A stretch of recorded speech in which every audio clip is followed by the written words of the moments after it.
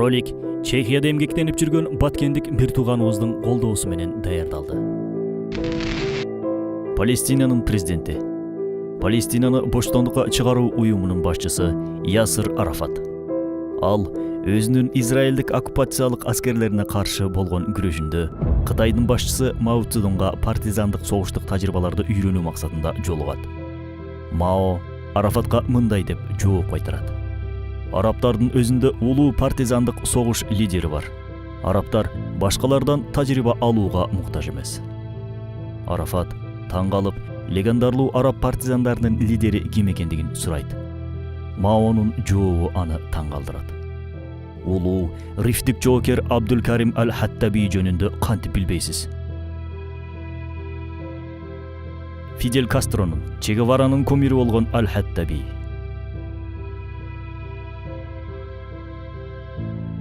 20 кылымдын экинчи жарымынын эң көрүнүктүү саясий ишмери, көз карандысыздык жана боштондук үчүн күрөштүн лидери Ясир Арафат үчүн да жаңылык болгон улуу жоокер Мухаммад ибн Абдулкарим Аль-Хаттаби өзү ким болгон? Бүгүн биз сиздер менен тээ алыска Марокко өлкөсүнө аттанабыз. Даяр болсоңуздар баштадык. 1883-жыл. Марокконун Агадир шаары. Ал жакта Амазик уруусунун башчысы Абдулкарим аксакал уулдуу болуп, оолунун атын пайгамбарыбыз Мухаммад саллаллаху алейхи вассаламдын урматына таберик тутуп, Мухаммад деп коёт. Абдулкарим аксакал баласы Мухаммадка кичинекейинен баштап эле туура тарбия берип, араб тилин үйрөтүп, ыйык Куранды да жаттатат. Андан кийин хадис жана ислам укуктары илимдерин үйрөнүүсү үчүн Фес шаарындагы Аль-Карауин атындагы жогорку окуу жайга жиберет. Көп өтпөй эле жаш болгондугуна карабай, Марокконун Мелилия шаарынын казысы болуп дайындалат. Ошол убакта Марокконун абалы өтө оор эле. Анткени колонизаторлук Европа Мароккодон илгертеден эле ислам баатырлары чыгып келгенин түшүнүп калган болчу. Ал жерден белгилүү Аль-Мурабитун өлкөсүнүн баатырлары Испанияга киришкен. Ошондой эле Мароккодон Аль-Муахидундер Европага деңиз аркылуу өтүшкөн. Ал жерден биринчи жолу исламдык Нур батальону Европага Тарик бин Зияттын жетекчилиги астында жөнөп кетишкен. Ошондуктан Европа өлкөлөрү бул маселеге чекит коюуга чечим чыгарышып, 1906-жылы 12 Европа өлкөсү Испаниянын Аль-Хесирас шаарында Жашыл Арал аттуу конференция өткөзүшөт. Бул конференцияга Монро принциптеринен Америка эл аралык саясатка кийлигишпейт деген келишимди бузуп, Америкада катышат. Бул өлкөлөрдүн баары ислам үммөтүнүн баатырларын төлкө жок кылуу үчүн гана жыйналышат.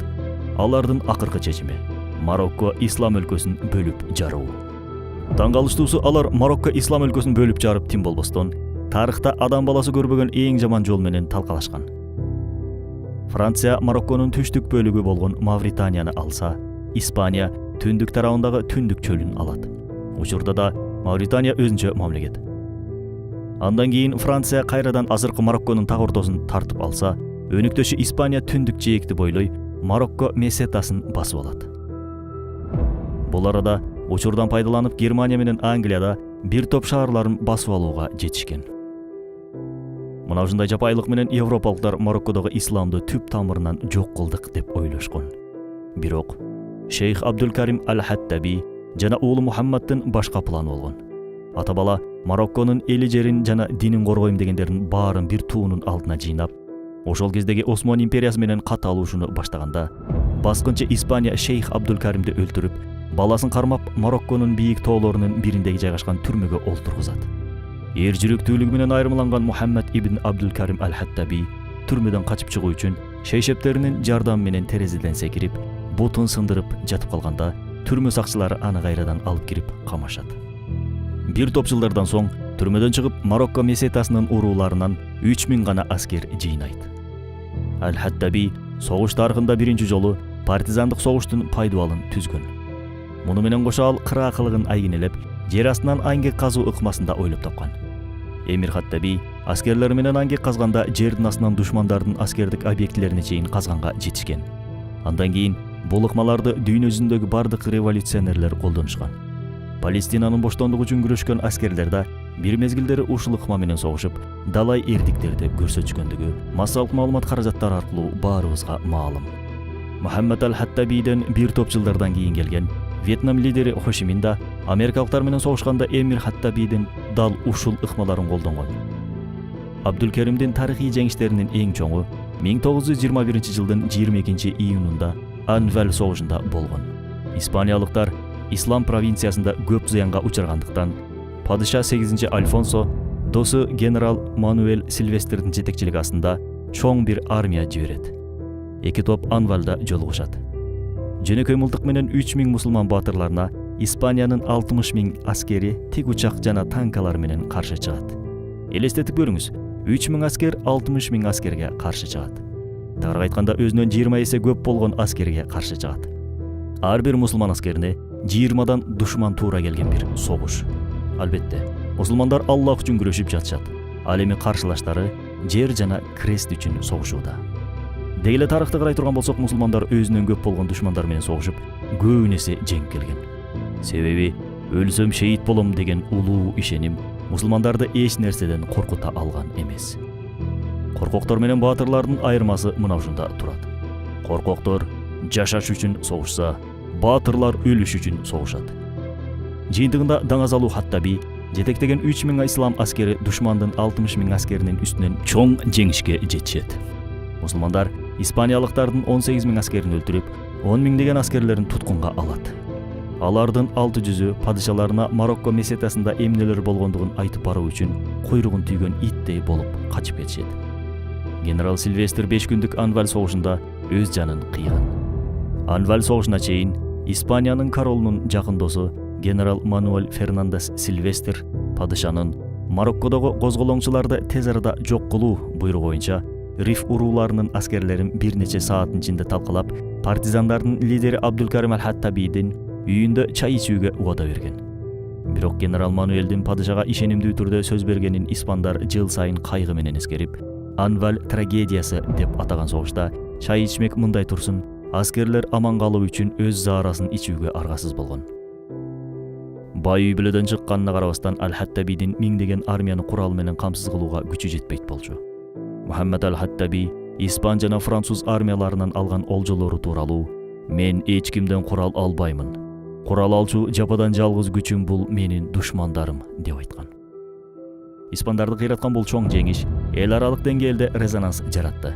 Империалисттерге каршы күрөшүндө бир жолу да жеңилбеген аль-Хаттаби өзү жетектеген Риф урууларынын каршылык көрсөтүү чеберчилиги жана күрөшүү жөндөмдүүлүгү менен легендарлуу токтотулгус жана жеңилгис жол башчы деген наамга ээ болгон. Бул тууралуу Times журналынын мокаласында жазылып чыккан. Экинчи жагынан анын ыраттуу зор жеңиштери социалдык жана саясий окуяларга себеп болгон. Анвалдагы испан аскерлеринин уяттуу жеңилүүсү кийинчерээк генерал Мигель Примо де Риверанын 1923 жылдын 13 сентябрындагы төңкөрүшүнө, андан кийин Испанияда аскердик диктатуранын орношуна, 1931 жылы апрелде Испан монархиясынын кулашына жана граждандык согушка себеп болду. Ошентип бул даңазалуу жеңишинен кийин Эмир Хаттаби Марокконун түндүгүндө 1921 жылдын 19 сентябрында Ислам провинциясы, Риф республикасы деп аталган мамлекетин түптөйт. Өзү мамлекет башчы болгон. Заманбап реформалар менен мамлекетти уюштурууга аракет кылган аль-Хаттаби өзү негиздеген республиканы таануу үчүн ошол кездеги Бириккен Улуттар уюмунун Акфам коому менен кат жазышкан. Ал 5 жыл ичинде элдерге таза ислам динин үйрөтүп, илим билимин өркүндөтүүнү каалагандарды чет өлкөлөргө жибергенге да жетишкен. Мухаммад аль-Хаттаби эли жерин жана динин коргой ала турган урууларды жалгыз ислам туусунун астына бир саптай болуп турууну да үйрөткөн. Ислам тарыхында аны уникалдуу кылган нерсе бул партизандардын ийгиликтүү лидери болуу менен бирге бербер интеллектуалы катары Марокко модернизациясынын алгачкы үйрөндөрүн сепкен адам катары да таанымал болгон. Француз жана испан тилдеринде эркин сүйлөгөн. 1906-1915 жылдар аралыгында испан тилинде жарык көргөн Телеграм де Риф гезитинде эмгектенет. Көп убакыттан бери ислам дүйнөсү жана колонизаторлук көйгөйлөрү тууралуу рубрикаларды жазган. Мухаммад аль-Хаттабинин испан бюрократиясына жакын болгон жергиликтүү иштер башкармалыгында котормочу болуп иштеп жүргөндө заманбап согуш жөнүндө маалыматка ээ болгондугу жөнүндө айтылат. Ар бир исламдык ойгонуудан кийин болуп келгендей, ислам мамлекети жаңыдан зор күчкө ээ болуп, тарых багытын өзгөртө турган деңгээлге жетип калганда, христиан мамлекеттери кайрадан чогулушат. Бул ирет алар 1,5 миллиондон турган союз түзүп, танкалары, тик учактары жана аскер кемелери менен 20 миң эле ислам аскерине каршы чыкмакчы болушат. Тик учактары жай тургундар жашаган айыл шаарлардын үстүнө химиялык бомбаларды жана уулуу газдарды жаадыра баштайт. Аллахтын жардамы менен бул иретте Эмир Мухаммад ибн Абдулкарим аль-Хаттабийдин жетекчилиги астында ислам аскерлери жеңишке жетет. Аскерлерин биринин артынан бирин жиберсе да, кайра-кайра жеңилүү ызасын тартып, зыянга учурап жаткан европалык союздаштар башка жол тандаганга мажбур болушат. Тагыраак айтканда саткындарды колдонуу ыкмасына өтүшөт. Хаттаби кыянатчы саткындар жана крестүүлөрдүн биргелешкен кошуундары менен аябысыз салгылашып, акыр аягы 200 чакты гана аскери калат. Ошондо алар өлгөнгө чейин Хаттаби менен бирге болобуз дешип, Аллах жолунда шейит болууга ант беришет. Бул жоокерлер христиандардын акыркы үмүтүн таш каптырып, алар менен арыстандай салгылашып, жыйынтыгында чоң жеңишке ээ болушат. Акыркы аракеттеринен да майнап чыгара албаган христиандар эски бир ыкмага өтүшөт. Бул ыкма ислам баатырларынын көпчүлүгүнүн жашоосунда кездешет. Христиандар Эмир Мухаммад менен тынчтык келишимин түзүшөт. Келишим ушундай эле: туткундагы бардык мусулмандарды өткөрүп берүү, Эмир Хаттабийдин жоокерлерине кол тийгизбөө жана Марокко элинин толук эркиндигине шарт түзүү, эгемендүү өлкө болуусуна мүмкүнчүлүк берүү. Христиандарга адат болуп калгандай эле келишимдерин бузуп, даңазалуу Эмир Мухаммад ибн Абдулкарим аль-Хаттабийди кармашып, аны Инд океанындагы Реюнион аралына алып барып, 1 же 2 жылга эмес, тескерисинче бүтүндөй 20 жылга таштап салышат. Бул баатыр 20 жылын инсан укуктарын коргоочулардын жана дүйнөгө француз революциясы деген ураан менен чыгып, эркиндик, тең укуктуулук жана достук деп жар салгандардын туткунунда өткөрөт. Эй кылмышкерлер, силер алсыз аксакалды 20 жылга жакын камап коюп, кайсыл эркиндикти айтып жатасыңар? Мусулмандардын аялдарын жана жаш балдарын уулуу газыңар менен өлтүргөндөн кийин силер кайсыл тең укуктуулук жөнүндө айтып жатасыңар? Алсыз адамдардын канына курулган цивилизацияңар достукпу? Эгерде адам баласынын алсыздарын өлтүрүү силердин маданиятыңар болсо, анда силерге жана силердин ошол маданиятыңарга каргыш болсун дегиси келип турду баарынын. Ал арада 1947 жылы Марокконун падышасы Мухаммад V мамлекетинин эгемендигин жар салат.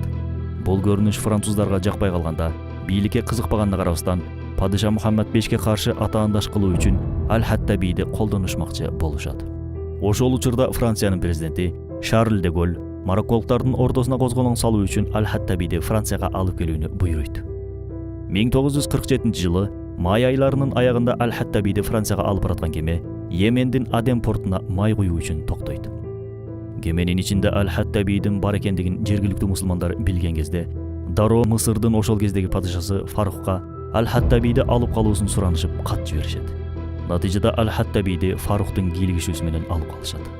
Мухаммад Аль-Хаттаби бошотулгандан кийин падыша Фарухка жолуктуруу үчүн алып барышат. Ал жөнөкөй ак кийимчен эле. Анын улуу инсандыгы жүзүнөн эле даана билинип турду.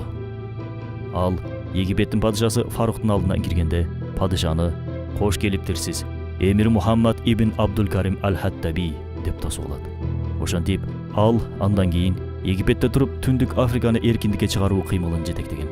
Аль-Хаттаби Түндүк Африка өлкөлөрү баскынчыларынын колунан биринин артынан бири эркиндикке чыгып жатканын өз көзү менен көрүп, 1963 жылы Каирде көз жумган. Мао, Хошимин жана Че Геваранын жашоосу боюнча жүздөгөн китептер жазылып, академиялык изилдөөлөрдүн темасы болгону менен алардын устаты жана илхам булагы болгон Аль-Хаттаби алардай популярдуу эместиги, башка себептер менен катар анын чыгыш жана исламий дүйнө таанымына ээ болгондугунун да таасири бар.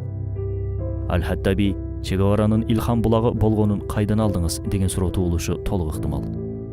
Фидель Кастро өзүнүн биографиясында 1921 жылы Абдулкаримдин испандарга каршы абдан ийгиликтүү чабуулдарды жасаган Анваль салгылашуусунун чоо жайын окуганын айтат. Атүгүл Че Гевара 1951 жылы Абдулкаримге жолукканы барып, андан партизандык согуштун тактикаларын үйрөнгөндүгү тууралуу да маалыматтар бар. Натыйжада партизандык согуштун артынан дүйнөгө атагы чыккан Че Гевара, Фидель Кастро, Хошиминдер ислам баатыры Эмир Мухаммад Аль-Хаттабийден мастер-класс алышып, ошол ыкма менен өз өлкөлөрүндө далай эрдиктерди көрсөтүшүп, ийгиликтерге жетишкен. Европалык колонизаторлорго каршы кийин мусулман дүйнөсүнөн Умар Мухтар, Шейх Абдул Кадир, Ясир Арафат, Абу Джихад, Шейх Ахмед Ясин сыяктуу көптөгөн партизан лидерлери чыккан. Бөлмөсүнө революционер коммунист Че Геваранын сүрөтүн илип алган жаштарыбыз Че Геваранын даңазалуу ислам баатыры Мухаммад ибн Абдулкарим аль-Хаттабийди туу тутканын укканда, унутуп калган же унуттуруп койгон тарыхына көз карашы өзгөрмөк. Партизандык согуштун тактикаларын ойлоп тапкан токтотулгус жана жеңилгис ислам баатыры деген атка конгон Мухаммад ибн Абдулкарим аль-Хаттаби сыяктуу биздин ата-бабаларыбыз да партизандык согуштун мыкты үлгүсүн көрсөтө алышкан. Тилекке каршы, ал ата-бабаларыбыз да кудум ушул аль-Хаттабийдей коомчулукка таанытылбай, же таанытылса да баскынчы, зордукчул террорист катары таанытылып келүүдө. Алар басмачылар деген адилетсиз түрдө коюлган атты алып жүргөн, арыстандай алдуу, жолборстой жондуу, кабыландай каардуу корбашы аталарыбыз. Алар эл үчүн, жер үчүн империалисттердин баскынчылык саясатына каршы жан үрөп келген Жаныбек Казы, Мойдун, Калгожо, Мадаминбек, Шер Мухаммед, Эргеш, Ибрагим лакай өңдүү корбашылар. Бул азаматтар тууралуу кийинки роликтерибизде кеңири айтып беребиз. Албетте, азыркы замандагы согуш илим менен, маалымат, маданият менен болот. Социалдык тармактарда башка бирөөлөр менен ажаан катындай урушуу менен, эртеден кечке үмүтсүздүк отун чачып мамлекетти сындап, мыскылдоо менен же капырсың деп сөгүү менен кармаш жүрбөйт. Бул коркоктордун гана ыкмасы. Пайдалуу эмгек жаратуу үчүн эң алгач демөөрчүнүн же ыңгайлуу шарттын болушу шарт эмес. Албетте, булар да керек, бирок кийинки орунда турат. Эң алгач мүдөө керек. Түнүгүнү ойлогон, жашоосунун маңызы болгон, ошону менен ооруп калган, канткенде ушул ишти кыла алам деген мүдөө керек. Кимдин мүдөөсү өзүнүн эли болсо, ал өзү жалгыз эл сыяктуу деп жазылат Лемалар китебинде. Тагыраак айтканда, бир адамдын максаты эли, жери үчүн кызмат кылуу болсо, анда бул адамда бир элдин же бир жамааттын күчү болот.